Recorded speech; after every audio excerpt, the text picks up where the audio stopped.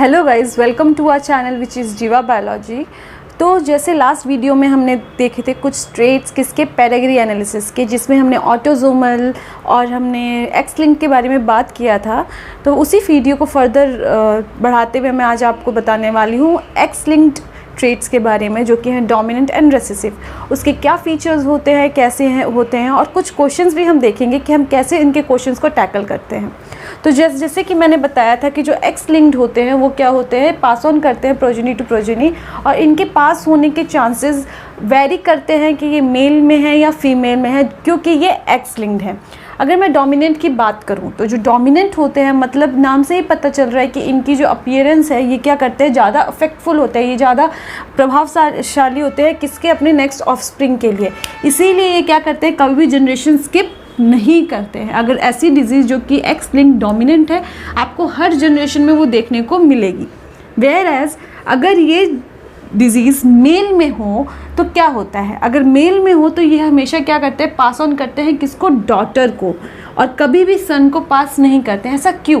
क्योंकि ये है एक्स लिंक्ड, और हमें क्या पता है कि जो मेल होता है उसमें कौन से क्रोमोसोम्स होते हैं, एक्स एंड वाई। तो जो एक्स क्रोमोसोम होता है वो उसको किससे मिलता है, उसकी मदर से, और जो वाई क्रोमोसोम होता है वो उसको किससे मिलता है, उसके फादर से। तो ऑफकोर्स कभी भी क्या होगा, इसका फादर उसको एक्स तो पास ऑन कर ही नहीं पाएगा। तो इसीलिए कभी भी सन में ट्रांसफ़र नहीं होता है और सिर्फ डॉटर्स में ही होता है। और डॉटर्स में ऐसा क्यों होता है, हमेशा ऑल डॉटर्स में? क्योंकि ये किसकी बात हो रही है, डोमिनेंट की बात हो रही है। अगर एक एक्स भी डॉटर में चला जाता है तो ये क्या करेगा, वो अपने शो करेगा, अपनी जो भी ट्रेट्स है उसको शो करेगा।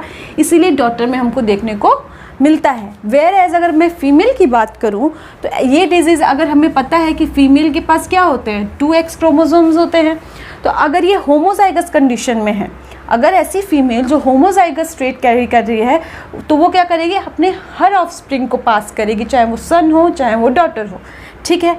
सिमिलरली अगर फीमेल जो है हेटेरोजाइगस कंडीशन में, तो क्या होगा, तो वो क्या कर सकती है, वो 50% चांसेस होते हैं, या तो वो अपने बॉय को या अपनी गर्ल को, किसी को भी 50% चांसेस हो, डजंट मैटर जेंडर, 50% जो भी ऑफस्प्रिंग, अगर मान लीजिए ऐसी मदर जो कि हेटेरोजाइगस है, उसको 4 चिल्ड्रन हो रहे हैं, तो इसमें क्या होगा कि दो होंगे, वो क्या होंगे, अफेक्टेड होंगे, और 2 क्या होंगे, नॉर्मल होंगे। हमेशा 50%। ठीक है। ये किसके केस में, ऐसी फीमेल जो कि हेटेरोजाइगस है, और होमोजाइगस होगी तो वो हमेशा क्या करेगी, पूरे के पूरे अपने ऑफस्प्रिंग को अफेक्ट करेगी। फिर हम देखते हैं रेसेसिव के केस में। अब अगर रेसेसिव के केस की मैं बात करूं तो रेसेसिव के केस में क्या होता है कि जो अनइफेक्टेड फीमेल होती है वो हमेशा क्या होती है, कैरियर होती है।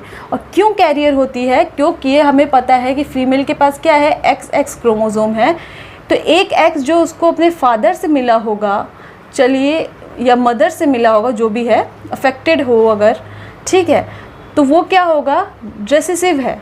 तो ये क्या करेगा, अपने आप को शो नहीं कर पाएगा, और जो दूसरा है वो क्या करेगा, शो करेगा।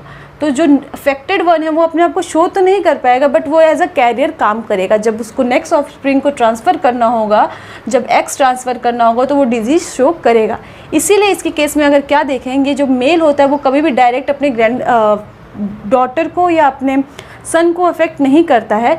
ये क्या करता है, मेल क्या करता है, अपना एक एक्स क्रोमोसोम फीमेल को देता है, और फीमेल क्या करती है, उसके ग्रैंड सन में ये ट्रांसफ़र करती है।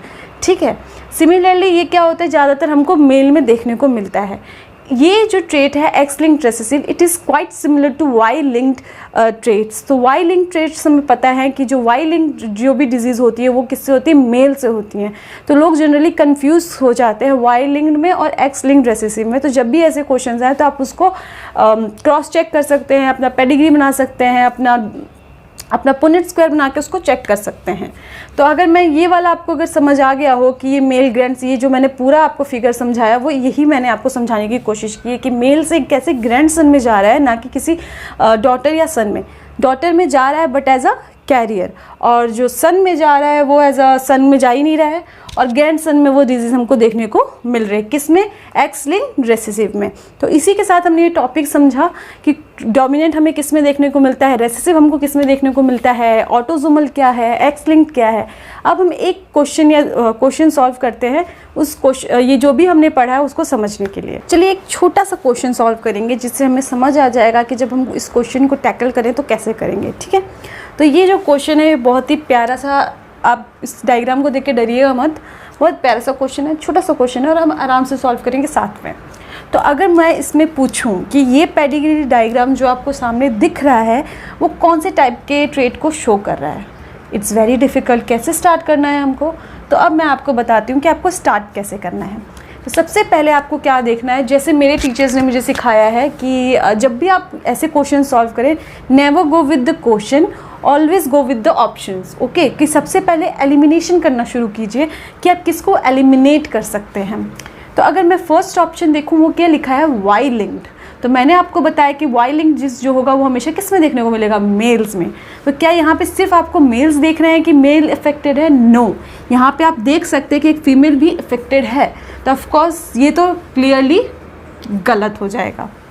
सिमिलरली एक्स लिंक डोमिनेंट, तो जैसे हमने एक्स लिंक डोमिनेंट अभी पढ़ा था कि ये कभी भी जनरेशन स्किप कर ही नहीं सकता। इस तो मतलब एकदम रट्टा मार लीजिए, ये एकदम पत्थर पे लिख लीजिए, ये ऐसा हो ही नहीं सकता। तो सबसे पहले इसने क्या किया है, यहाँ पे जनरेशन स्किप किया है, तो ऑफकोर्स ये भी नहीं होगा। फिर हमारे पास दो बचे, x linked recessive and autosomal dominant. तो इसका हम लोग थोड़ा चेक कर लेते हैं कि एक्स लिंक्ड रेसेसिव, अगर ये एक्स लिंक्ड रेसेसिव है तो हमने क्या देखा था, क्या ये फादर टू सन में ट्रांसफ़र हो सकता है? नहीं, फादर टू सन में ट्रांसफ़र नहीं हो सकता। तो इन केस अगर आपको लगता है कि क्या पता हो जाए तो आप इसको पेडिग्री बना के भी देख सकते हैं, आई मीन पुनेट स्क्वायर बना के देख सकते हैं, बट वहाँ पे क्लियरली लिखा हुआ था कि फादर टू सन कभी ट्रांसफ़र नहीं होगा, father to daughter as a carrier transfer होगा। तो ऑफकोर्स ये भी हमारा गलत, ठीक है। तो अभी हमें क्या देखने को मिल रहा है, एक ऑटोसोमल डोमिनेंट। तो ये तो हमने एलिमिनेशन मेथड से ही सॉल्व कर लिया, बट जस्ट फॉर अश्योरेंस हम क्या करेंगे, इसको एक बार चेक कर लेंगे। मान लीजिए ये मदर फादर ये ऑटोसोमल डोमिनेंट है, तो अगर ये मान लीजिए ए है, ठीक है, अफेक्टेड वन, ये क्या होगा, अनअफेक्टेड वन। ये क्या होना चाहिए हमारा, जल्दी बताइए, ये हमारा होना चाहिए राइट, या तो sorry my bad, capital A. Similarly ये क्या होना चाहिए, या तो ये होना चाहिए या कैपिटल ए होना चाहिए, ठीक है। सिमिलरली अगर हम इसकी बात करें तो ये भी हमारा हेटेरोजाइगस होना चाहिए या होमोजाइगस होना चाहिए, ये भी हमारा हेटेरोजाइगस होना चाहिए तो होमोजाइगस होना चाहिए, राइट।